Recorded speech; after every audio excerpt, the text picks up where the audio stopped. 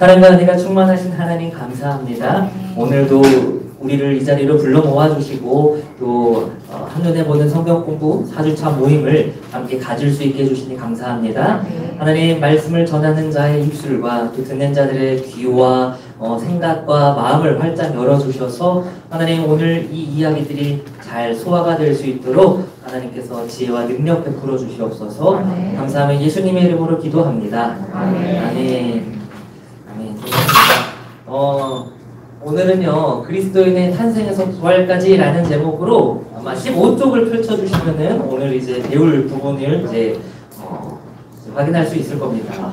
그 전에 저희가 구약은 39번이었고 신약은 27번이었잖아요. 그래서 혹시 신약 27번을 좀 마태부터 요한계시록까지 읽어보도록 하겠습니다. 앞에 이거는 보시고 참고하셔야 돼요. 바울 서신이 똑같이 순서대로 되는 건 아닙니다. 한번 마태복음부터 한번 해보도록 하겠습니다. 마태복음, 마가복음, 누가복음, 요한복음, 사도행전, 로마서, 고린도 전후서, 갈라디아서, 에베소서, 빌립보서, 골로새서, 데살로니가 전후서, 디모데 전후서, 디도서, 빌레몬서, 히브리서, 야고보서, 베드로 전후서, 요한 1, 2, 3서, 유다서, 요한계시록 이렇게 27번이 있어요. 그래서 신약의 구조를 어느 정도 좀 정리를 한다고 하면은 복음서는 몇 번 있죠? 총 4번이에요. 마태, 마가, 누가, 요한. 그리고 사도행전을 가리켜서 역사서라고 말합니다. 구약에서 역사서는 총 몇 번이 있었죠?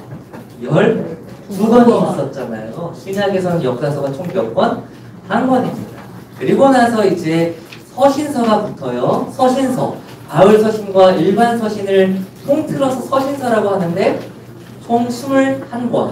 그리고 마지막 책을 예언서라고 말할 때 요한계시록 1권이 예언서입니다. 그러면 신약의 대다수가 어떤 책이에요? 서신서로 이루어져 있죠? 이 21권의 서신서는 또 2개로 나눌 수가 있어요. 어떻게 나눌 수 있을까요? 바울 서신과 일반 서신. 쉽게 생각하면 됩니다. 바울 서신은 누가 썼을까? 바울이 썼고 일반 서신은 바울이 아닌 제3자가 쓴 책이다. 그럼 바울 서신에 13번이 있어요. 근데 그거를 조금 특별한 서신들을 이제 2개 묶을 수가 있어요. 하나는 옥중 서신이라는 서신이에요. 옥중은 말 그대로 감옥 안에서 있을 때 쓴 책이 총 4권이고요. 목회 서신은 이제 자신의 후임 목회자, 자신의 뒤를 이어서 목회를 할 디모데와 디도에게 이제 너희들 어떻게 목회해라 이렇게 좀 지침서 같이 안내해주는 가이드라인을 제공해주는 책이 디모데 전후서, 디도서 이렇게 3권이 있다는 것입니다. 그러면은 저 위에 그냥 로마서, 고린도 전후서, 갈라디아서, 데살로니가 전후서 이거는 뭐냐? 하면은 쉽게 생각하면은 전통적인 입장으로 따지면은 이제 바울이 선교 여행을 돌아다닐 때쯤 그때 쓴 책이 저 6권이에요. 그리고 옥중 서신은 일반적으로 전통적으로는 이제 4차 선교 여행 끝나고 로마에서 쓴 책이라고 하고 디모데 전후서는 그리고 디도서 이 목회 서신은 이 로마에서 2년 동안 옥살이를 하고 풀려나서 다시금 이제 세계를 돌아다니면서 복음을 전하고 목회를 할 때 이제 죽기 직전에 쓴 책을 목회 서신이라고 말합니다. 그렇게 이해를 하고 다음 주에 또 서신서에 대해서 한 번 더 살펴보도록 하겠습니다. 오늘은 4장에 대해서 살펴보겠고 기간은요 사실상 예수님이 활동하셨던 기간 한 30년 정도, 약 30년 전후 이야기를 다루고 있지만 시간은 정말 짧지만 이 성경 중에서 가장 중요한 부분을 다루고 있다는 것을 우리가 기억하고 오늘 잘 집중해서 말씀을 살펴봤으면 좋겠습니다. 이 세계개관이라고 하는 거는 적혀져 있고 저기 숫자가 1, 2, 3, 4, 5, 6, 7, 8이라고 적혀있는 순서에 따라서 조금씩 오늘 이야기를 나눠볼 텐데요. 보시면은 좀 지역적인 위치에 따라서도 예수님의 생애를 살펴보는 부분들이 있다라는 것을 참고하시면 좋겠습니다. 자, 그러면은 우리 그 책에 그 사복음서 비교라고 적혀있는 부분 보이실까요? 빈칸들이 좀 있습니다. 한 가지 한 가지씩 좀 저희가 살펴보면서 이제 천천히 들으면서 적으시면 되겠습니다. 궁금한 게 있을 거예요. 복음서는 왜 우리가 한 권 딱 있으면 보기 편할 텐데 왜 굳이 4권이나 했을까? 이런 생각들 하실 수도 있을 거라고 생각합니다. 그런데 분명히 그 4권의 책이 있는 이유는 다 대상이 다 다르고 또 그것에 따라서 뭔가 중요하게 여겨지는 지점들이 조금씩은 다르다라는 것들이 있기 때문에 이 4권을 고루고루 살펴볼 필요가 있으니까 아마 정경화 과정에서 그 4권을 모두 채택하지 않았을까라고 생각을 합니다. 그래서 복음서에는 마태, 마가, 누가, 요한 복음이 있어요. 다 마태, 마가, 누가, 요한은 다 복음서의 저자를 뜻하겠죠. 마태는 어떤 사람이었을까요? 바로 과거 세리였어요. 세리. 유대인 세리. 세리하면은 어떠한 또 사람이 떠오르죠? 키 작은 뽕나무 위로 올라간 삭개오가 떠오를 거예요. 똑같은 직업을 가졌더니 마태도 세리라는 이유로 민족의 배신자, 변절자 이런 이야기를 들으면서 죄인 취급을 받았던 사람이에요. 그런데 예수님이 누구셔서 예수님의 제자가 되었죠. 그 제자가 쓴 책이 마태복음이에요. 마가는 누구냐면요. 바울이 1차 선교여행 때 누구랑 같이 동행했습니까? 바로 바나바와 동행을 했는데 바나바의 조카가 마가예요. 그리고 마가도 1차 선교여행 때 중간까지는 북으로 섬을 찍고 이제 아시아 지역 위로 북상하는 그 지점까지는 동행을 했는데 난 더 이상 못 가겠다 하고 예루살렘으로 갔던 사람이 마가고, 이 마가는 그래서 예루살렘에서 베드로의 약간 비서 같은 통역관으로서 활동을 했다고 합니다. 그리고 누가는 누구일까요? 바로 누가복음과 사도행전까지 쓴 사람이고, 누가는 의사라고 합니다. 의사. 전문적인 직업을 갖고 있었죠. 그리고 2차 선교여행, 바울이 2차 선교여행 때부터 중간부터 바울과 동행했는데요. 이 동행은 옥살이 할 때까지 계속 동행했대요. 왜냐면 의사로서 개인 주치의로서 같이 바울을 케어해주고 바울의 어떤 건강 상태를 확인하는 이렇게 보좌하는 인물로서 누가가 그렇게 살면서 책을 썼다고 합니다. 요한은 누구일까요? 세례 요한이 아니라 예수님의 제자, 사랑하시는 제자. 그리고 요한은 유일하게 12제자 중에서 순교를 당하지 않은 제자였어요. 그러니까 쉽게 나이가 한 90 됐을 때 노령으로 자연사했었던 제자였다고 합니다. 그리고 예수님이 이 요한에게 한 가지 부탁을 했었어요. 십자가상에서 내 어머니 마리아를 네가 좀 대신 좀 돌봐라 해갖고 마리아를 죽기 전까지 보필했던 제자. 마태복음은요, 누구를 향해서 써진 책이냐면요, 유대인을 향해 써진 책입니다. 유대인 하면은 무엇을 잘 아는 사람이에요? 구약의 율법을 잘 알고 구약의 예언에 대한 말씀을 언제 올까 하면서 학수고대하며 기다리는 존재가 유대인이에요. 그러다 보니까 이 유대인들에게 이 복음서가 쓰여지면서 예수님을 설명할 때 어떻게 설명할 필요가 있었느냐? 야, 너희들이 기다리고 있는 그 메시아가 바로 예수님이야. 근데 니네들 예수님 부정하고 메시아라고 안 믿고 십자가에 못 박았잖아. 너희들 그렇게 했었으면 안 됐어. 너희들 이 말씀을 읽고 다시금 예수님이 메시아임을 기억해라 하면서 메시아라는 거를 강조하고 있습니다. 그러면서 이 세상의 왕으로 오신 분이야. 이렇게 강조하고 있는데, 그러다 보니까 별명이 있어요. 어떠한 별명이냐? 사자복음, 라이온. 동물의 뭐죠? 사자 하면은 동물의 왕이라고 하죠. 그래서 동물의 왕이다 보니까 사자복음이라고 이야기를 합니다. 그리고 구약의 예언을 성취하신 분이 바로 예수님이야 하면서 이 마태복음에서 가장 많이 사용되는 단어가 이루어졌다, 성취되었다라는 말입니다. 마가복음은요, 로마인들에게 쓰여졌대요. 로마 시대에 살고 있었던 그 계층을 살펴보면은 대다수의 계층의 그 포지션이 노예였대요. 노예들이 참 많이 있었대요. 그러다 보니까 로마 사람들에게 있어서 노예라는 존재는 참으로도 익숙한 존재였겠죠. 노예는 주인이 하라면은 하는 대로 순종하고 섬겨야 하는 그런 종이라는 그런 인물이 매우 익숙한 로마인들에게 예수님을 뭐라고 설명하느냐? 종으로, 섬기는 종으로, 그리스도로 그렇게 설명을 했다는 것입니다. 그래서 별명은 뭐냐면은 황소예요, 황소. 황소는 주인을 위해서 열심히 성실하게 밭 갈고 경작하고 주인을 따르는 그러한 동물이다 보니까 황소복음이라는 저기가 있고, 이 로마 사람들은 특징이 좀 현실적이고 실제적이고 지금 현재에 관심이 많아가지고, 그래서 핵심 단어도 즉시, 당장 이런 단어가 많이 있다고 합니다. 누가복음은요 헬라인을 향해서 쓰여졌다고 합니다. 헬라 하면은 떠오르는 헬라 땡땡 뭐가 혹시 기억하세요? 헬라 하면은 철학. 헬라 하면은 철학이 떠오를 거예요. 헬라 철학의 중심 사상이 뭐였냐면은 어떻게 하면은 완전한 인간이 될 수 있을까? 인간에 대한 관심이 많았대요. 그래서 야, 너희들이 그렇게 관심사를 두고 있는 인간, 완전한 인간이 누군지 아느냐? 바로 예수님이야 하면서 인자라는 단어가 사람 인자의 그 용자자를 쓰는 그 단어잖아요. 그래서 가장 완전한 사람이, 이 세상에 완전한 사람이 예수님이야 가르치기 위해서 인자라는 단어가 참 많이 쓰여졌다고 합니다.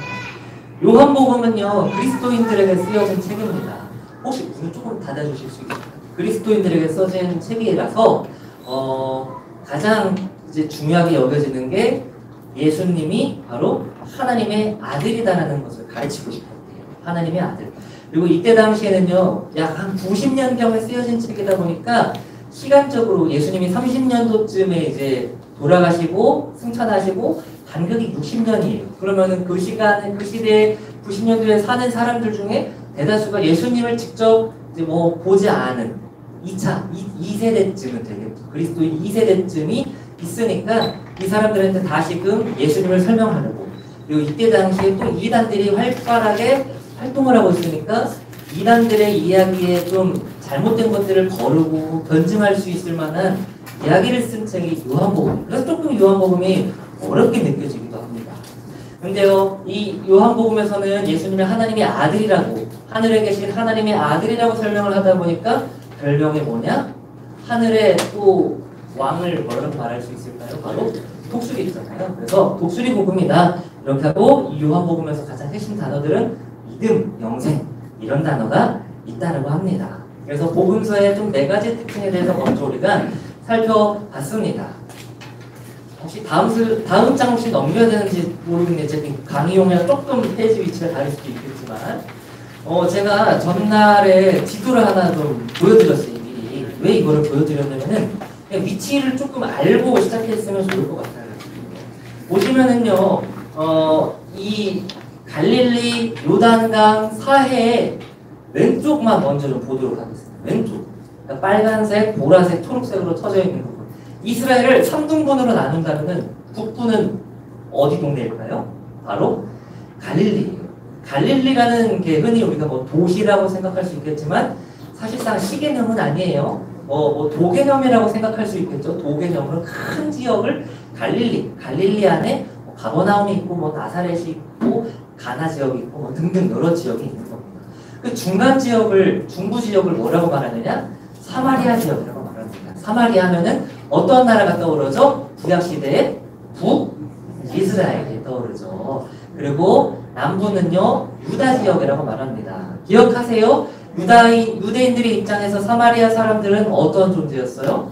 부정한 존재였어요. 왜냐하면은 아수르의 흩음 정책 때문에 막 이 땅에 저 땅으로 사마리아에 흩어지고 또 사마리아 지역에도 이방인들이 들어오면서 자연스럽게 이방인과 결혼하니까 부정하다 하면서 민족적 차별, 종교적 차별을 받는 지역이 사마리아. 그래서 유대인들은 사마리아 땅을 들어가는 것을 경멸했다. 이것을 생각을 하고 좀 이따가 예수님이 사마리아 들어간 이야기를 살펴보겠습니다. 그렇게 해서 북부 갈릴리, 중부 사마리아, 남부 유다 지역. 그런데 여기서 한 가지만 더 알아가 보실 거예요. 한 가지만 더. 이 홍해와 요단강 오른쪽, 그러니까 갈색으로 되어 있는 부분을 보시면은 뭐라고 적혀있냐면은 베레아 지역이라고 적혀있습니다. 베레아. 그래서 좀 이따가 우리가 베레아 지역에서 사역하신 부분도 잠깐 살펴보기 때문에 베레아도 좀 살펴보고 싶어요. 그래서 베레아는 유다 지역과 조금 가까이 있죠? 그리고 베레아와 유다 사이에는 뭐가 있냐면은 요단강이 있다라는 것까지만 그냥 어느 정도 살펴보고 이야기를 시작해 보도록 하겠습니다. 먼저 관심 보기를 좀 살펴보도록 해요. 우리가 구약의 마지막 말라기서와 마태복음 그 사이를 400년 침묵기라고 말합니다. 그러나 하나님께서는 400년 동안 예언자를 보내지 않고 어떤 말씀도 하지 않았지만 그렇다고 아무 일도 안 한 건 아니라고 했어요. 예수님을 이 땅에 보내주시기 위해서 준비하신 기간이었어요. 그러면 뭘 준비하셨을까? 크게 세 가지를 놓고 이야기를 해보고 싶습니다. 첫 번째는요, 언어입니다. 언어. 바사왕국이 헬라에게 멸망을 당했어요. 그리고 헬라가 이 모든 지역들을 다스리고 있으면서 헬라가 쓰는 언어는 뭐였을까요? 헬라어겠죠. 그래서 만국이 이제 속국들이 다 헬라어를 쓰게 되었어요. 그러니까 이 이스라엘 사람들도 헬라어를 어느 정도 뭐 쓸 수 있는 사람도 있었겠죠. 그리고 훗날 사도 바울이 헬라어를 능숙하게 알고 있어서 여기저기 돌아다니면서 이방인들에게는 무엇으로 복음을 전하게 되었을까요? 헬라어로 복음을 전하게 되었습니다. 두 번째는요, 독립을 했어요. 헬라 시대 이후에 마카비 왕조가 들어섰는데 이 마카비 왕조가 독립운동을 열심히 펼쳐서 헬라로부터 자유함을 얻었습니다. 그렇게 해서 이 자유를 얻었는데 그때 당시 그 자유를 얻기 위해서 열심히 독립을 하면서 이들이 어떤 마음이 꿈꿨냐면은 우리나라를 살릴 수 있는 구원자가 좀 메시아가 좀 왔으면 좋겠다. 물론 이제 정치적인 메시아가 있겠죠. 정치적인 메시아가 와갖고 우리나라를 좀 구원해줬으면 좋겠다 하면서 구원자에 대한 열망, 그 마음이 불타올랐다고 합니다. 세 번째는요, 그렇게 마카비 왕조가 독립해서 살았지만 100년 정도 활동하다가 로마에 의해서 다시 정복을 당했어요. 로마 시대가 찾아오면서 로마의 황제들은요, 모든 이 전역에다가 무엇을 깔았냐면 도로를 깔았어요. 길을 깔았어요. 왜냐면은 군인들이 쉽게 빠르게 이동할 수 있고 군사 물자나 뭐 여러 가지 물자들이 이동하기 편할 수 있도록 길을 깔았답니다. 근데 그렇게 군사용으로 깔았던 아니면 상업용으로 깔았던 그 길이 어떻게 됐습니까? 바울이 그 길을 따라다니면서 전 세계를 방방곡곡 돌아다니면서 복음을 전하는 그 길로 되었다는 거예요. 그렇게 하나님께서는 그 400년 동안 무엇을 했느냐? 언어, 구원자에 대한 소망, 도로, 이 세 가지를 열심히 준비를 해놨다고 합니다. 그래서 표를 좀 잠깐 정리를 한번 해보셨으면 좋겠습니다. 빈칸을 한번 적어볼게요. 바사 다음에 바사를 멸망시킨 나라가 헬라라고 했습니다. 헬라어. 그래서 이때 당시 복음에 기여 있었던 거는 복음은 언어였다. 그리고 그 시기에 형성된 정권들이 있어요. 쉽게 말해서 여당, 야당, 이제부터 여당이 민주당이 되고 야당이 이제 국민의힘당이 됐잖아요. 그런 어떤 견제 세력, 서로 견제 세력 같은 것이 있는데 친정권파는 사내들인 공의회들, 그리고 반정권파는 이제 서기관이 있었다는 거예요. 서기관은 율법학자라고 생각하시면 됩니다. 헬라 시대에서 독립을 했던 왕조가 마카비 왕조예요. 그들의 시대에는 무엇이 있었느냐? 구원자가 오기를 간절히 바라는 소망, 그 마음이 있었대요. 그리고 그때 당시에 사두개인들은 종교 지도자라고 생각하시면 됩니다. 종교 지도자, 그때 당시에는 재정일치 사회였기 때문에 이 종교 지도자들도 정치적으로도 큰 막강한 파워가 있었어요. 그러나 반대하는 정권들이 바리새인들이었어요. 그래서 서로 어떨 때는 앙숙이기도 하다가 언제 합쳐집니까? 예수님을 죽여야 된다라는 그때 둘이 합쳐졌어요.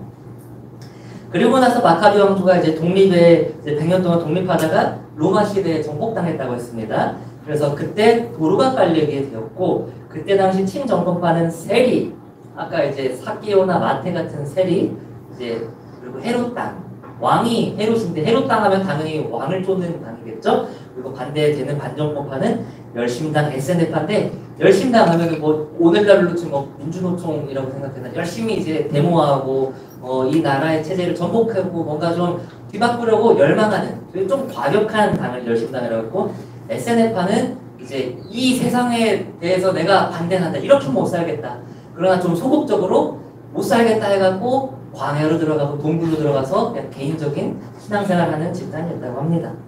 관심보기를 한번 살펴보겠습니다. 위에 제가 같이 읽어보도록 하겠습니다. 말라기와 마태복음 사이, 여기부터 읽겠습니다. 시작. 말라기와 마태복음 사이에는 아무 글씨가 없는 빈 페이지가 있다. 글자는 없지만 그 페이지는 대단히 중요한 내용을 담는다. 우리는 이 기간을 400년 침묵기라고 부릅니다.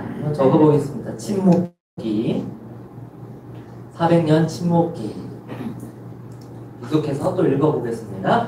말라기가 하나님의 말씀을 선포한 뒤 약 400년간 하나님은 어떤 선지자를 통해서도 말씀하지 않으셨다. 그러나 하나님은 400년 침묵기 동안 약속의 구원자 예수 그리스도가 오실 만반의 준비를 이루셨다. 페르시아를 이어 세계의 제국이 된 헬라를 통해서 언어의 통일을 언어라고 한번 적어보도록 하겠습니다. 이렇게 써있겠습니다. 언어의 통일을 이뤄 놓으심으로 헬라어로 기록된 예수 그리스도의 복음이 세계로 향할 준비를 하셨다. 헬라 말기 이스라엘에서는 잠시나마 독립을 이뤘던 기회가 있었다. 그러나 헬라를 정복하고 세계의 제국이 된 로마의 군합발 아래에 다시 정복되자 이스라엘 사람들은 메시아 약속하신 구세주에 대한 소망이라고 적어보겠습니다. 소망이 계속 써 읽겠습니다. 발화점에 이르게 되었다. 로마 제국은 자신들이 정복한 모든 것과 연결되는 도로라고 한번 적고요. 계속해서 읽겠습니다. 구축함으로 1세기 복음 전도자들이 복음을 싣고 달리는 고속도로가 되게 하셨다. 죄를 범한 인간과 만나는 구원의 다리 중에서는 아무 소리 없는 400년 기간에도 꾸준히 진행된 것이다. 네, 좋습니다. 이렇게 해서 이제 본격적으로 이제 복음서 이야기를 시작해 보도록 하겠습니다. 400년 침묵 동안 이렇게 세 가지를 통해서 이제 다 준비되자 하나님은 이제 이 땅에 누구를 보내셨죠? 아기 예수님을 보냈습니다. 하나님께서는요, 지금 이게 보시면은 마태복음이에요. 마태복음 이야기를 좀 이제 했을 때 이 마태복음 기준으로 하면은 유대인들에게 했다 보니까 유대인들에게 있어서는 구약의 예언이 성취시킨 분이 예수님이라는 것을 가르쳐주기 위해서 구약의 예언을 많이 언급했고 이뤄내셨다라는 표현을 많이 했다고 했어요. 마태복음에서는. 그래서 무엇을 이뤄냈느냐? 이 미가 선지자를 통해서 구원자가 베들레헴에서 날 것이고 이사야 예언자를 통해서는 처녀의 몸에서 날 것이다 라고 했다라는 거예요. 그렇게 했는데 요셉과 마리아가 로마 황제의 인구조사 명령에 따라서 호적 등록을 하려고 어디로 갔어요?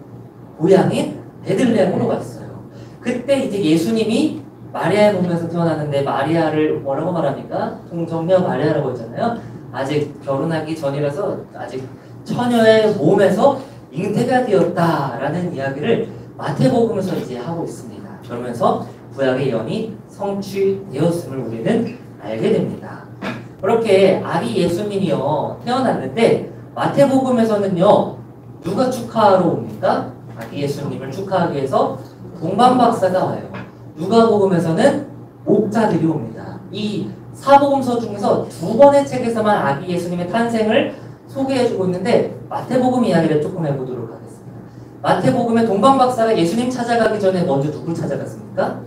헤롯 왕을 찾아갔습니다. 그래서 조만간 이 별을 보고 우리가 왔는데 왕이 태어날 거라고 그 이야기를 헤롯 왕한테 해요. 그러니까 헤롯 왕 입장에서는 내가 지금 떡하니 왕이 있는데 누가 무슨 왕이 태어나냐 하면서 어떻게 합니까?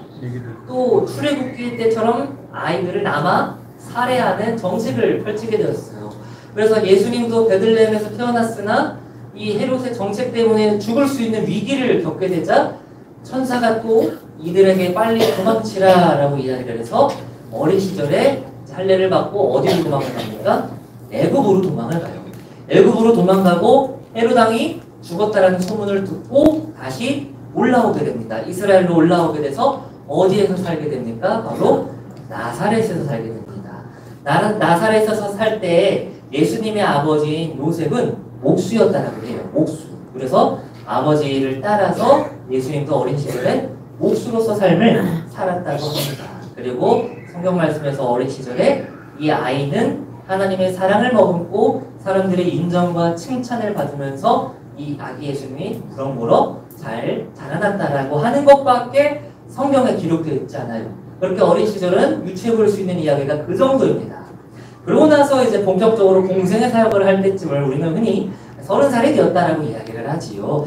30살이 되었을 무렵 이제 예수님이 본격적으로 공생의 사역을 시작하려고 하는데 그 전에 어디를 갑니까? 요단강을 갑니다. 왜? 거기에서 세례 요한으로부터 세례를 받기 위해서. 세례 요한과 예수님은요, 밀접한 관계가 있었어요. 친척이었어요. 예수님보다 6개월 먼저 태어난 사촌 형이었습니다. 그렇게 이제 세례 요한은요, 요단강에서 회개하라, 하나님의 나라가 가까이 왔다 라고 그렇게 외치는 예언자였어요. 우리가 지난주에도 이야기해봤죠. 구약의 마지막 예언자라는 표현을 했어요. 왜냐? 예수님을 기준으로 우리가 생각해 볼 때, 예수님 이전에 이제 인물들을 생각해 볼 때 세례 요한이 마지막이기 때문에. 그래서 세례 요한에게 이렇게 이제 세례를 받게 돼요. 그때 하늘에서 한 가지 음성이 들립니다. 저기에도 제가 적어놨죠? 하늘에 소리가 있는데 뭐라고 말하느냐? 하나님께서 세례를 받는 예수님을 가리켜서 이는 내 사랑하는 아들이요 내 기뻐하는 자라 라는 음성이 하늘로부터 들렸어요. 이 요단강의 세례 요한과 예수님만 있었던 건 아니었을 거예요. 물론 이 주변에 여러 사람들이 있었을 텐데 최초로 예수님이 누구인지 하늘의 음성을 듣고 저 사람이 저분이 하나님의 아들이다라는 것을 하늘의 음성을 듣고 최초로 이 주변에 있는 사람들이 듣게 되었다는 것입니다. 세례를 받으신 예수님은요, 어디를 갈까요? 근처에 있는 광야에, 성령에 이끌려서 광야에 가서 40일 동안 공생애를 시작하기 전에 기도합니다. 근데 그때 사탄이 찾아와서 세 가지를 시험을 해요. 뭐를 시험합니까? 돌을 떡으로 만들라라는 시험을 하고, 두 번째는 나에게 절하면 세상의 모든 것을 주겠노라. 그리고 높은 예루살렘 성전에 올라가서 너가 뛰어내리면은 아마 천사들이 너를 받들 텐데 한번 뛰어내려봐. 세 가지 시험을 해요. 그러나 공통적으로 예수님은 무엇으로 사탄을 물리칩니까? 두 글자. 네. 말씀으로 물리치게 됩니다. 말씀으로 물리치고 말씀으로 승리하게 되었어요. 우리도 세상을 살아가다 보면 영적 전쟁을 펼칠 때가 참 많아요. 영적 전쟁을 펼칠 때 우리의 손에는 무엇이 쥐어져야 되냐? 말씀의 검이 쥐어져야 한다는 것입니다. 그래서 말씀의 검으로 예수님도 사탄을 말씀으로 승리하는 것처럼 우리도 항상 말씀의 검을 붙잡고 말씀과 가까이 하면서 영적 전쟁에서 승리하고 살아가야 할 줄로 믿습니다. 그렇게 광야에서 40일간의 시간을 마치고 요한복음에 의하면은 가장 먼저 첫 번째 기적을 펼친 것을 뭐라고 말하죠? 가나의 혼인잔치에서 물을 무엇으로 만들었다? 네, 피로 바꾼 게 아니라 포도주로 바꿨어요. 그 포도주로 바꾸는 기적을 통해서 야, 내가 이렇게 포도주 맛있는 와인 만들 수 있는 사람이야 라고 그냥 자기 자신을 그런 뽐내는 게 아니라 모든 요한복음에 따르면은 모든 기적을 통해 나는 누구다라는 것을 입증하기 위해서 하나님의 아들이다. 아까 사복음서 할 때 요한복음에서 그리스도를 예수님을 뭐라고 표현한다고 했죠? 하나님의 아들이라고 했잖아요. 요한복음에 공통적으로 여러 가지 기적이 있는데 그 기적을 통해서 항상 예수님은 내가 바로 하나님의 아들이야라는 것을 증명해내기 위해서 기적들을 펼쳤다는 것입니다. 그렇게 기적을 펼치고 나서 예루살렘에 갑니다. 예루살렘에서 유월절을 지키고 있는 어느 날 밤 몰래 밤중에 한 손님이 찾아옵니다. 그의 이름은 니고데모입니다. 니고데모는 바리새인 출신이자 유대인의 지도자였어요. 그 니고데모가 예수님을 찾아와서 좀 대화를 요청합니다. 그래서 니고데모와 대화를 요청하던 예수님이 그에게 뭐라고 말하냐면은 믿음으로 거듭나야만이 하나님 나라를 볼 수 있다. 반대로 이야기한 걸 이제 풀어보면은 믿음만으로 우리가 거듭날 수 있고 그럴 때만에 우리가 천국을 바라볼 수 있다라고 이야기합니다. 근데 여기서 거듭남이라는 단어는 영어로 reborn, 그러니까 다시 태어난다라는 말이에요. 그래서 니고데모가 크게 오해를 합니다. 다시 태어나야 한다고 그러면은 내가 엄마 뱃속으로 다시 들어가라는 소리입니까? 라고 조금 엉뚱한 이야기를 하니까 뭐라고 대답하느냐? 뭐라고 이해를 우리가 해야 하느냐? 물과 성령으로 다시 태어나야 한다라는 것을 예수님이 가르쳐줘요.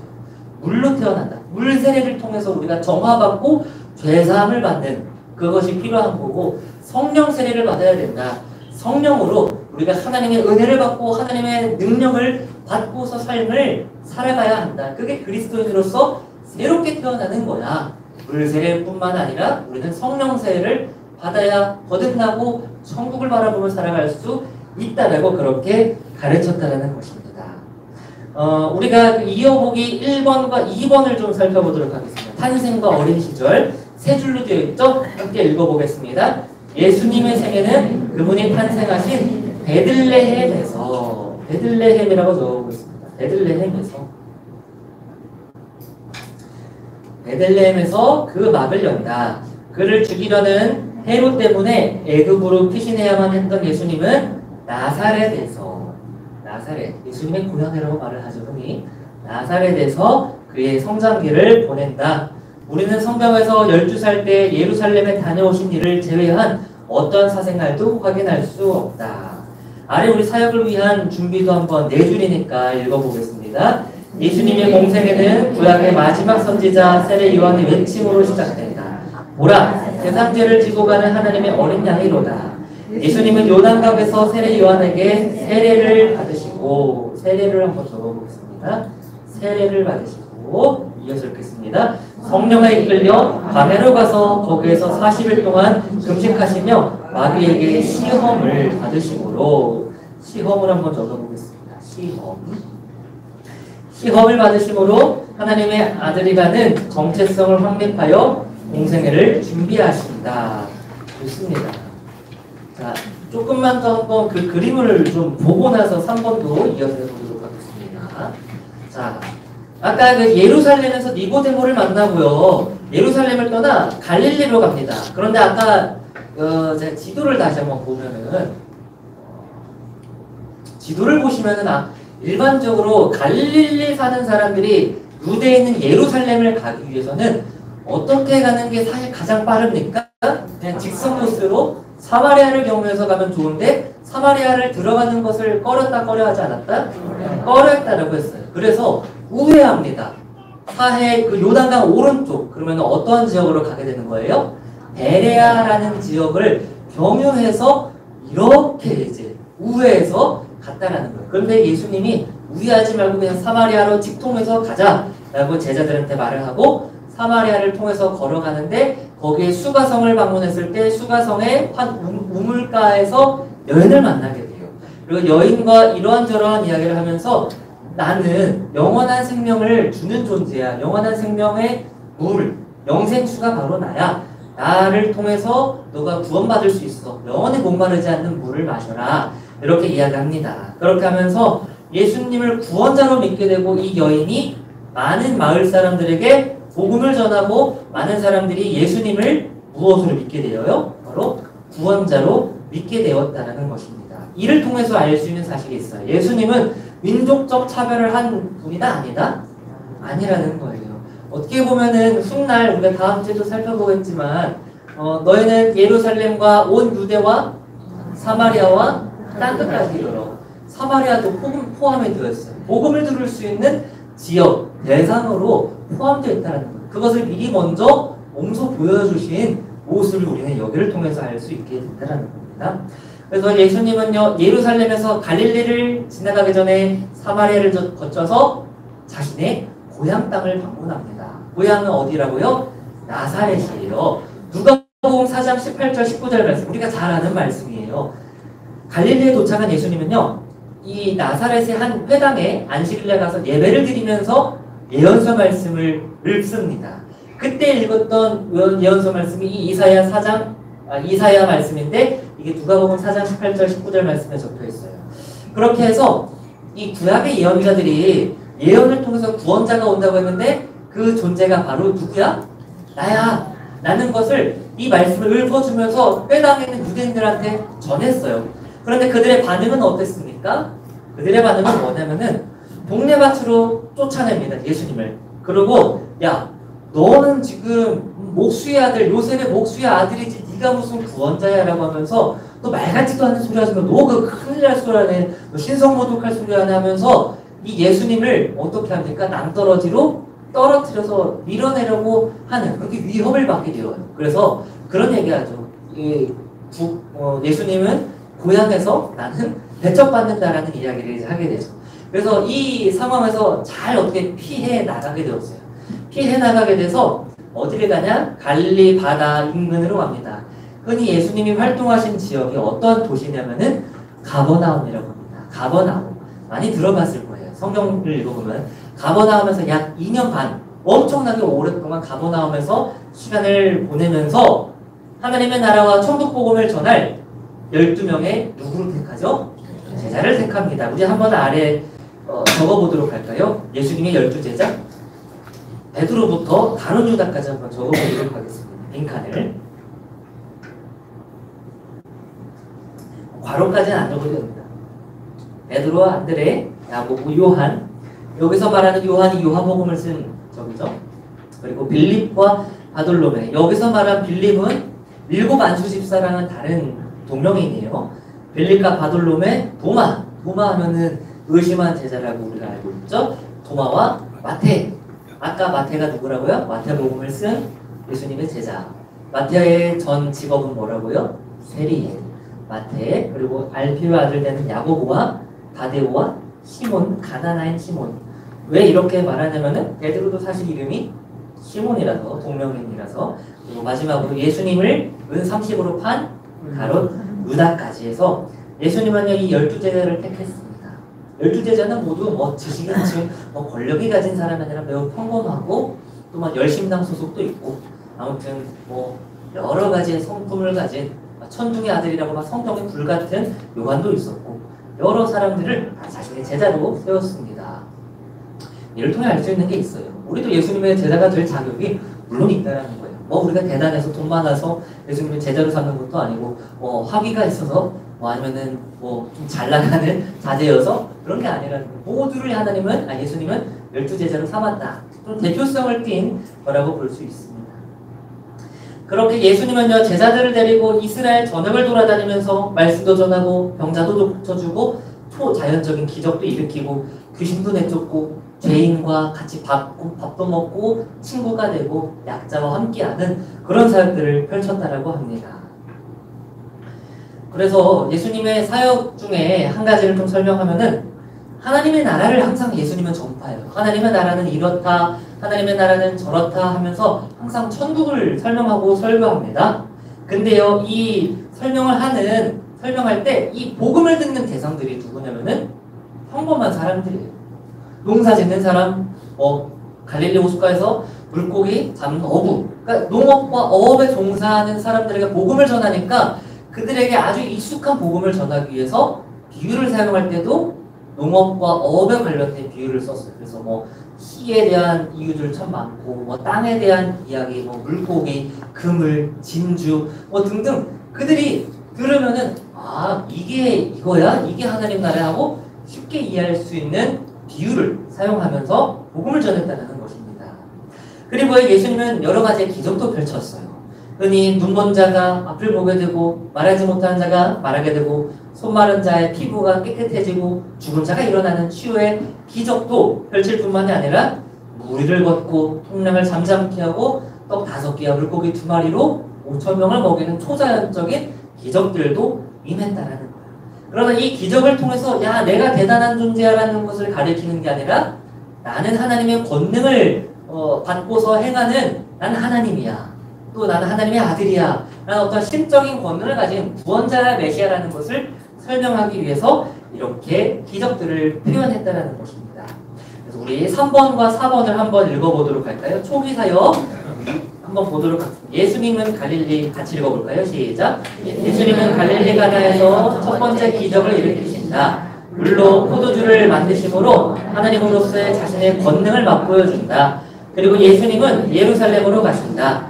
늦은 밤 예수님은 자신을 찾아온 니고데모에게 좋습니다. 니고데모 계속해서 읽겠습니다. 니고데모에게 거듭나지 않고서는 결코 하나님 나라에 들어갈 수 없다고 가르치신다. 이후 예수님은 당시 유대인과 종교적 갈등을 빚어 미움과 배척을 받는 사마리아인들을 구원의 길로 인도하기 위해 사마리아 지역으로 가신다. 의도된 이동이었죠. 베리아를 안 거치고 사마리아로 갔습니다. 이어서 읽겠습니다. 예수님은 고향 나사렛으로 돌아와서 회당에서 자신이 이사야 선지자가 예언한 메시아임을 선포하셨다. 그러나 나사렛 사람들은 어리석게도 분노하며 예수님을 대적하고 만다. 계속해서 갈릴리 사람 읽겠습니다. 예수님은 가버나움을 중심으로 가버나움이라고 적겠습니다.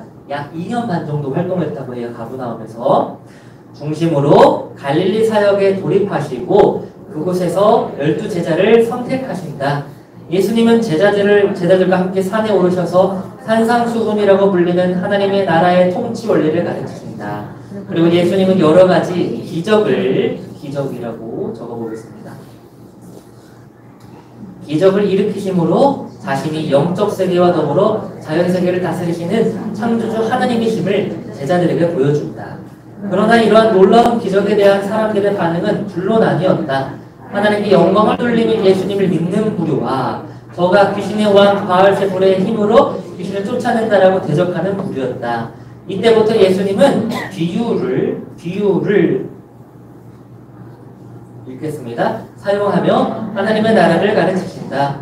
배우려는 사람에게는 더욱 분명하고 쉽게 진리를 깨닫도록 돕고 완악한 마음으로 진리에 대해 반항하는 사람들에게는 진리를 깨닫지 못하도록 하기 위해서였다.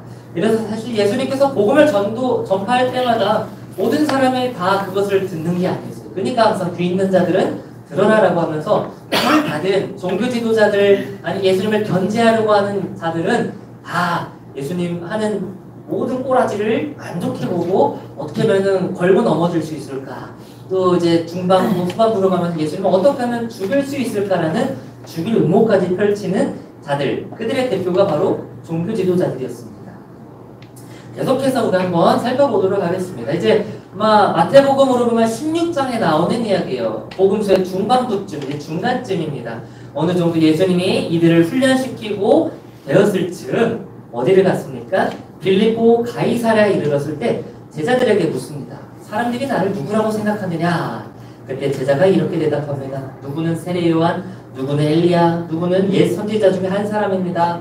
라고 대답하자 이제 그러면은 너희들은 나를 누구라고 생각하느냐라고 할 때 베드로가 자신만만하게 뭐라고 말하죠? 바로 주는 그리스도시요 살아계신 하나님의 아들이십니다. 라고 이야기하자 예수님은 칭찬해요. 왜냐면은 정말 정확하게 예수님을 꿰뚫어 알고 있었기 때문이에요. 그래서 이 고백을 듣고 예수님은 제자들에게 뭐라고 설명합니까? 이제 나 이제 곧 있으면은 죽게 될 거야. 이제 자신의 죽음과 부활을요 첫 번째로 예고합니다. 근데 베드로가 자신만만하게 고백하고 칭찬받았던 베드로가 뭐라고 말합니까? 항변하면서 막 화내면서 아니라고 어떻게 죽는다고 하십니까? 그럴 수 없습니다라고 말하자 예수님이 베드로한테 뭐라고 말합니까? 아주 강경하게 사탄아 물러나라 라고 이야기합니다. 아직 예수님의 제자들이 완벽하게 예수님의 그 사명의 목적이 완성이 어디에 있는지 아직 다 100% 이해하지 못했다라는 것을 알 수 있는 장면입니다. 그러면서 예수님은 뭐라고 말하느냐? 나를 따라오려거든 자기를 부인하고 자기 십자가를 짊어지어라 라고 그렇게 이야기를 합니다. 그렇게 빌립보 가이사랴에서 베드로의 고백이라는 가장 중요한 핵심 이야기를 이제 이어서 그 이야기를 읽고 난 뒤 8일 뒤에 예수님은요 특별하게 세 제자를 부릅니다. 베드로와 야고보와 요한을 데리고 한 산, 우리는 흔히 변화산이라고 하죠. 변화산에 올라가서 그곳에서 이제 어떤 일들이 이 제자들이 겪느냐? 예수님이 갑자기 하얗게 빛처럼 하얗게 호련히 변화되는 모습을 보게 돼요. 그리고 분명히 자기들은 예수님과 함께 갔는데 예수님 옆에 두 대상이 함께 있는 모습을 봅니다. 그 두 대상은 누구냐면은 모세와 엘리야. 모세는 율법을 대표하는 상징하는 존재고 엘리야는 예언을 상징하는 예언자를 상징하는 대표자 엘리야와 함께 있는 모습을 보게 되었어요. 그때 이 제자들은요 하늘에서 또 한 가지 음성을 듣게 돼요. 마치 예수님이 세례 요한으로부터 요단강에서 세례를 받을 때 이는 내 사랑하는 아들이요 하나님의 아들이다라는 그 음성을 들었던 것처럼 똑같이 이는 내가 사랑하는 아들이다 그의 말을 들어라 이 음성을 제자들이 듣게 됩니다. 그래서 여기서 예수님은 구원자시구나 하나님의 아들이시구나 라는 것을 더욱더 분명하게 깨닫게 됩니다. 우리 5번 말씀 12제자 훈련 5번을 함께 읽어보겠습니다. 예수님의 가르치심과 기적에 매료된 사람들이 예수님을 따르면 따를수록 유대 종교 지도자들의 시기와 거부는 점점 심해졌다. 그러나 하나님은 아랑곳하지 않고 제자들을 훈련하는 일에 집중했다. 갈릴리 사역을 하는 동안 기적을 체험하고 가르침을 받는 제자들에게 예수님은 물으셨다. 너희는 나를 누구라 하느냐? 주는 그리스도시요 살아계신 하나님의 아들입니다. 한번 적겠습니다. 살아계신 하나님. 살아계신 하나님. 계속해서 읽겠습니다. 베드로의 신앙 고백은 제자들이 다음 가르침으로 옮겨가도 될 수준까지 자랐음을 암시한다. 이후 예수님은 제자들에게 십자가 고난과 죽음 그리고 부활을 예고하신다. 그리고 예수님은 몇몇 제자들을 데리고 산에 올라가 변화되심으로 앞날의 예고편을 보여주신다. 좋습니다. 이제 6번째를 이제 넘어가도록 하겠습니다. 이 말씀은요, 십자가에 돌아가시기 3개월 전의 이야기입니다. 3개월 전에 예수님은 사실 성경을 보면은 예루살렘에 모든 인생 가운데 7번 가셨다고 해요. 근데 이제 이 이야기는 6번째 이야기일 텐데요. 수전절을 지키기 위해서 예수님이 예루살렘에 갔다고 했어요. 그때 이제 또 종교 지도자들과 한번 논쟁해 보게 됐습니다. 그래서 이런저런 설교를 하다가 예수님이 종교 지도자들에게 마지막으로 어떠한 이야기를 하냐면은 나와 하나님은 하나다. 나와 하나님은 하나다라고 이야기를 해요. 그러자 종교 지도자들은 그 이야기를 듣고 이 얘가 아주 그냥 단단히 미쳤구나. 아주 그냥 신성모독을 하고 있구나. 네가 무슨 인간이 하나님이냐 하면서 죽일 음모를 이제 펼칩니다. 그래서 예수님은 이 종교 지도자들을 피하기 위해서 세례 요한이 활동했었던 요단강 동편, 아까 제가 베레아를 기억하라고 했죠. 요단강 동편인 베레아에 잠시 머물게 되었어요. 그리고 그곳에서도 좀 여러 가지 사역을 했다라고 하는데 우리가 6번 유대 사역을 한번 좀 읽어보겠습니다. 6번. 예수님은 다시 예루살렘으로 가신다. 예루살렘은 온통 예수님을 화두로 하는 논쟁의 기반이었다. 어떤 이는 예수님을 하나님의 아들로 그들이 선망이 오던 메시아로 믿고 그분을 칭송하며 변호했다. 그러나 다른 이들, 특별히 종교 지도자들은 자신들의 인기와 영향력을 분산시키는 예수님의 인격과 권위에 대해 시기심과 위협감으로 그를 비난하며 그를 잡아 죽일 음모를 꾸몄다.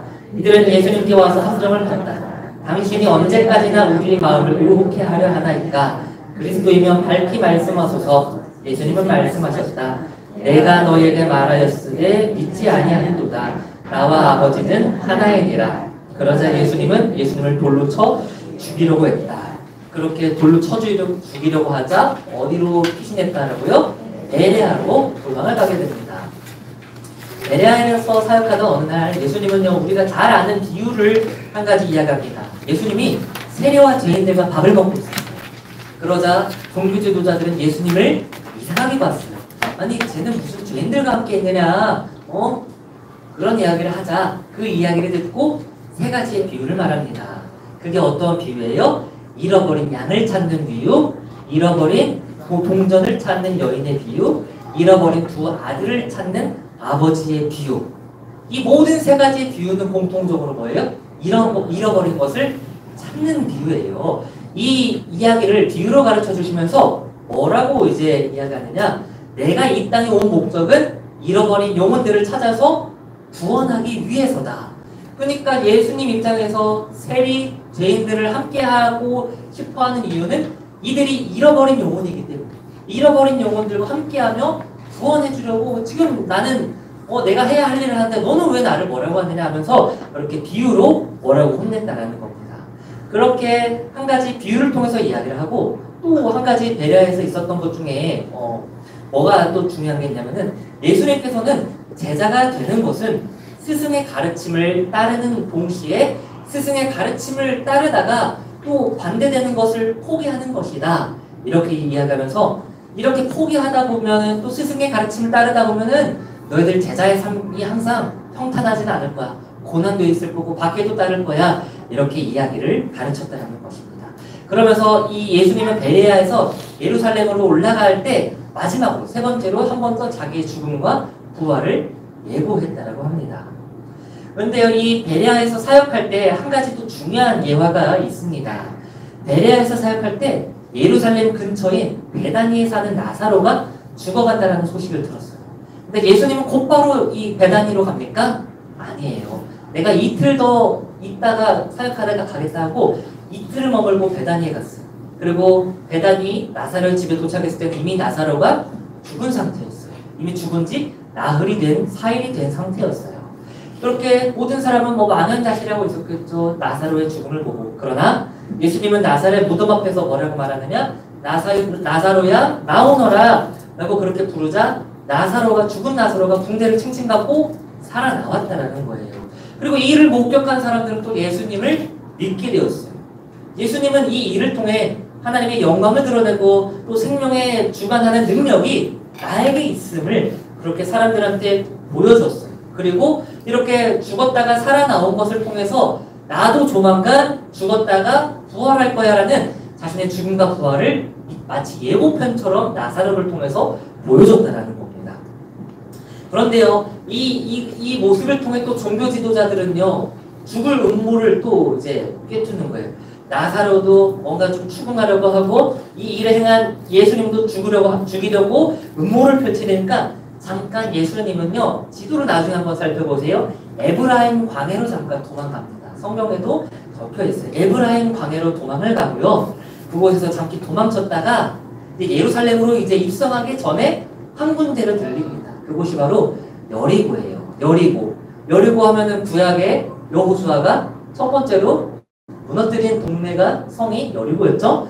그곳에서 이제 여리고를 경유해서 예루살렘을 갈 때 한 인물을 만나게 돼요. 아까 잠깐 이야기했던 키 작은 삭개오. 삭개오는 세리여서 민족적인 어떤 배신자라는 그런 꼬리표가 있었어요. 그렇게 해서 다들 손가락질하고 같이 뭔가 있으려고 하는 그 삭개오에게 삭개오야 내려오너라 내가 너희 집에서 잠시 하루 묵겠다라고 하면서 함께 묵으려고 그렇게 이야기해요. 그러니까 또 사람들이 야, 저 예수님은 또 미쳤구나. 무슨 그렇게 민족 배신자와 함께 또 손을 맞잡는구나. 뭐 이런 또 이제 음모와 또 이제 오해들을 이제 막 펼쳤겠죠. 그러나 예수님은요, 이 세리 삭개오의 집에 간 이유는 뭐냐면은 아까 그 새 비유, 잃어버린 비유를 통해서 연결해서 생각해보면은 세리 삭개오도 잃어버린 영혼이기 때문에 잃어버린 영혼을 구원하기 위해서 내가 왔다라고 한 것처럼 잃어버린 영혼 삭개오를 구원하기 위해서 그런 모습을 펼쳤다는 것입니다. 우리 여기까지 보고요. 베레아 사역 7번을 한번 읽어보도록 하겠습니다. 7번 예수님은 함께 읽겠습니다. 예수님은 베레아로 물러나셨다. 베레아에서의 두 가지 큰 가르침은 저 제자가 되려면 어떤 대가라고 생각하시는 분입니다. 박해도 받아야 되고 핍박도 받아야 되는 대가를 지불해야 하는지와 예수님이 이 땅에 오신 목적이 무엇인지를 보여주는 내용이다. 여리고로 들어가시면서 예수님은 잃어버린 한 영혼 세리 삭개오를 구원하신다. 예수님은 자신이 이 세상에 오신 이유가 잃어버린 자를 찾아 구원하기 위함임을 잃은 양 한 마리와 잃은 동전 그리고 잃은 아들의 비유를 통해 가르치신다. 예수님은 자신을 잡아 죽이려는 유대인의 위협이 있음을 아시면서도 고난받는 종의 예언을 성취하고자 예루살렘을 향해 발걸음을 옮기고 계셨다. 예루살렘으로 가는 마지막 여행 중 머문 베다니에서는 죽은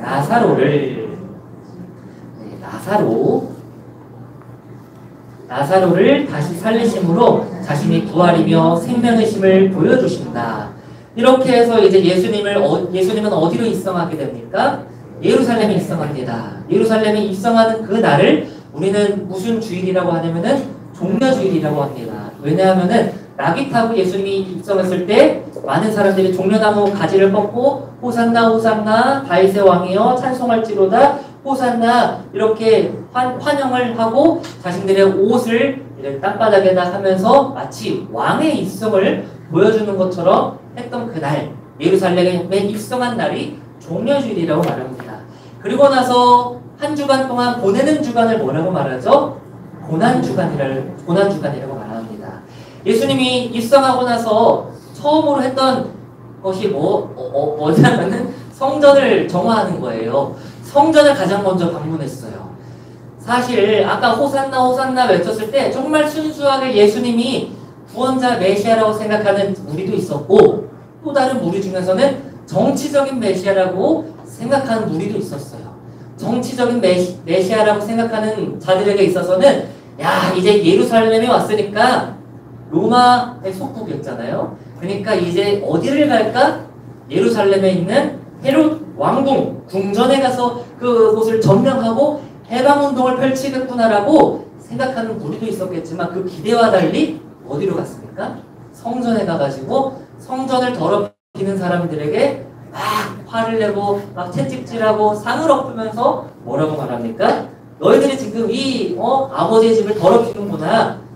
너희들은 이 성전을 깨끗하게 해야 되는데 그렇게 하지 못하는구나. 이 집은 기도하는 집이라 일컬음을 받았느니라 하거늘 너희는 강도의 소굴로 만들었다 라고 하면서 성전을 오히려 깨끗하게 하는, 성전을 회복하는 일을 했다라는 거예요. 헤롯 왕궁을 점령하는 게 아니라. 그렇게 하고 나서 이 고난주간 동안 또 말씀을 전하고 또 기적도 일으키고 또 종교 지도자들과 논쟁을 펼치다가 목요일날 밤 무슨 일이 일어납니까? 예수님의 제자들을 불러 모아 마지막으로 식사를 합니다. 마지막 식사를 하면서 이 빵과 포도주를 먹으면서 이 찢겨지는 빵이 나의 몸이다. 찢겨질 나의 몸이다. 그리고 이 포도주를 마시면서 내가 십자가에서 흘릴 나의 피다 하면서 이 빵과 포도주를 먹을 때마다 항상 나를 기억하라 라고 마지막 만찬을 하고 제자들의 발을 씻겨주고 어디로 갑니까? 겟세마네 동산에 갑니다. 그리고 겟세마네 동산에서 하나님께 정말 눈물로 간절하게 기도합니다. 하나님, 내가 이 잔을 피하고 싶은데 그런데 그건 나의 생각이니까 하나님의 뜻대로 내가 순종하겠습니다. 하나님의 뜻이 이 잔을 내가 피하지 말아야 한다라면은 피하지 않고 내가 순종하겠습니다. 그렇게 하나님께 정말 간절하게 기도합니다. 그렇게 기도하고 결심해요. 하나님의 뜻대로 내가 끝까지 십자가의 길을 걸어가야겠다. 그때 뒤에 보면은 제자들은 뭐하고 있어요? 잠을 자고 있어요. 야, 나를 위해서 기도하라라고 했지만 그들은 예수님을 위해서 기도하지 않았어요. 그러고 나서 기도를 다 마치고 나서 때가 됐다라고 이제 예수님이 말할 때 짜잔 하고 등장하는 제자가 한 명 있어요. 누굽니까? 바로 가룟 유다입니다. 가룟 유다. 은 30에 예수님을 팔아넘긴 가룟 유다. 그는요 로마 병사들과 함께 찾아와서 예수님을 체포해 갑니다. 예수님을 체포해 갈 때 제자들도 물론 체포될 수 있었겠죠. 예수님을 따르는 수종자니까. 그래서 체포될 게 너무나도 무서워서 다 뿔뿔이 도망을 가게 되었습니다. 물론 제자들이 그 전에 나 예수님 끝까지 따라가겠습니다 막 외치고 막 결심했는데 막상 뭔가 붙잡혀야 되는 상황이 어디거든요. 다 도망치게 되었다는 겁니다. 그렇게 목요일날 밤, 금요일날 새벽 그때 예수님은요 대제사장 가야바 그리고 헤롯 왕과 빌라도로부터 총 6번의 재판을 받게 되었어요.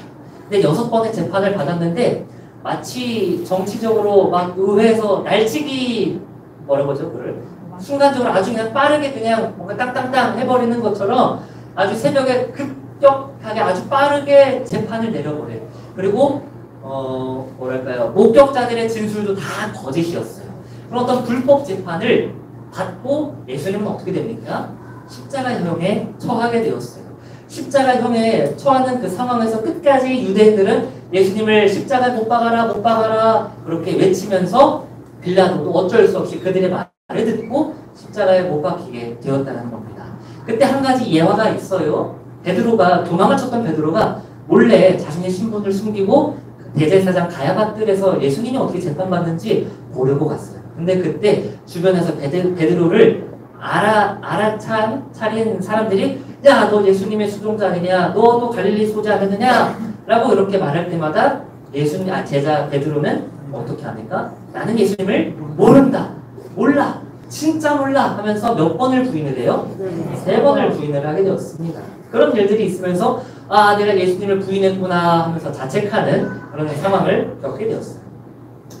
빌라도의 십자가형을 선고받고 예수님은요 결국에 골고다 언덕에 올라가서 못 박혀서 죽음을 마주하게 됩니다. 죽음을 마주하면서 마지막으로 하신 말씀이 있어요. 다 이루었도다 하면서 모든 사역을 완성시키게 됩니다. 자신의 죽음을 통해서. 그렇게 예수님은요 죽게 되었어요. 그리고 아리마대 요셉에 의해서 무덤에 이제 시신이 이제 이동을 하게 되지요. 그때요 바리새인 사람들이 빌라도에게 한 가지 요청을 합니다. 어떤 요청을 하냐면은 예수님이 살아생전에 자기가 죽고 사흘 만에 부활한다라고 말한 것이 있으니까 이것에 따라서 제자들이 예수님의 스승의 시신을 훔쳐가서 진짜 사라진 모습을 보면서 부활했다, 살아났다라고 그렇게 거짓 말을 할 수도 있으니까 경비병을 세워달라고. 그래서 빌라도가 이 예수님의 무덤 앞에 경비병을 세우게 되었어요. 그런데 예수님이 돌아가신 지 사흘째가 되었을 때 몇 명의 여인들이 이 무덤을 찾아가서 향유를 받으려고 왔는데 그 무덤에 어떻게 되어 있었습니까? 오픈되어 있었어요. 열려 있고 경비병들은 다 놀라다 빠져 있고 그 무덤에는 예수님의 시신이 없고 그리고 대신 거기에 천사가 있으면서 놀라지 말라. 예수님이 말씀하신 대로 예수님은 부활하셨다. 너희들이 이 소식을 빨리 제자들에게 전해라. 라고 하면서 이 여인들이 제자들에게 찾아가서 복음을 전해요. 그런데 예수님의 제자들은 그걸 믿지 못했어요. 그래서 직접 예수님이 몇 차례 예수님의 제자들에게 찾아가서 복음의 증거로 자신의 몸을 보여주는 거죠. 여기를 봐라. 이 창에 찔린 허리를 봐라. 나 진짜 십자가에서 창을 찔리고 못 박혔던 예수다 하면서 자신의 몸을 증거로 하면서 부활의 증거로 보여주면서 그렇게 부활을 나타냈고 제자들과 40일 동안 함께 머물다가 하늘로 올라가신 이야기로 복음서가 끝이 납니다. 너무나도 길고 긴 이야기였습니다. 이거를 40분 만에 이야기하니까 조금 오늘은 딜레이가 되었습니다. 마지막 예루살렘 마지막 주간 8번을 한번 읽어보고 고난주간의 이야기를 정리해 보도록 하겠습니다. 마침내 예수님의 공생애를 마감하는 마지막 주간을 맞이하게 된다. 예수님은 사람의 환호 속에 아기 새끼를 타시고 예루살렘 성으로 들어가신다. 많은 사람이 기대하고 생각하던 방향과는 달리 예수님은 성전에 들어가 시장터가 되어버린 성전을 헤롯 왕궁을 간 게 아니라 많은 사람들의 기대와 달리 성전을 갔대요. 그래서 성전을 원래의 기능대로 바로잡으신다. 이 사건은 성전 비즈니스로 실리적 권리를 누리던 사두개인과 제사장 그룹의 비위를 극도로 상하게 했다. 예수님은 제자들과 마지막 저녁 식사를 하신다. 식사를 마치신 후 예수님은 제자들과 함께 겟세마네 동산으로 올라가 고뇌에 찬 기도를 하신다. 예수님을 배신한 유다의 입맞춤으로 예수님은 체포되었고 곧바로 재판에 처했다. 재판은 모두 6번에 걸쳐 진행되었지만 한 번도 합법적이지 못했다.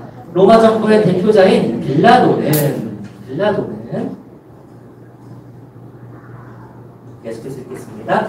예수님에게 무죄를 선포했지만 유대인들은 열화 같은 저항을 두려워하여 예수님을 십자가에 못 박도록 내어줬다. 예수님은 골고다로 끌려가 거기서 십자가에 박혀 돌아가셨다. 마지막 줄 읽겠습니다. 그러나 예수님께서 사흘 만에 부활하심으로 우리의 영원한 생명이 되심을 증명하셨다. 자, 이렇게 하면 예수님의 이야기가 끝이 나며 아까 그 사복음서 비교했었던 거 기억하면서 복습 겸 조려보기를 보겠습니다. 마태복음의 핵심어는요, 왕이에요. 메시아다, 왕이다. 그래서 큰 그림은 왕의 제안. 왕을 대적하지 말고 나를 섬겨라, 나의 뜻에 따라라 하면서 예수님이 말하지만 유대인들은요, 왕을 배척합니다. 배척하고 십자가에 못 박히게 하게 만들었죠.